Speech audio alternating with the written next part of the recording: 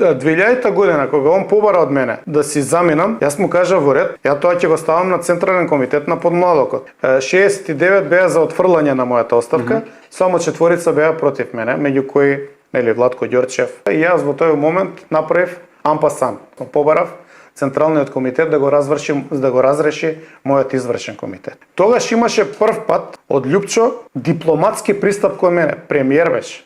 Па мораше да му се јави човек на татко ми, па го прашуваше дали јас сум тргнал на Лјупчо. Татко ми се јави на мене, па ја му одговорив: врати му преку човекот на Лјупчо, дека не сум тргнал против него, но дека лагите што му ги кажуваат во штабот не се поврзани со реалноста. И тогаш Лјупчо ме викна втор пат у кабинет. И ме праша што се случило, му го раскажав овој цел случај. И он изрази респект. Но тогаш ме замоли, те молам ми рече, затоа што сепак сум председател на партија и премиер, а мојот авторитет е доведен у прашање, сепак те молам да дадеш оставка. И јас тогаш му кажав: сега, откако ти докажав како стојат работиве, јас ќе дадам оставка, бидејќи не сум пукнал по секоја цена да бидам председател на подмладокот.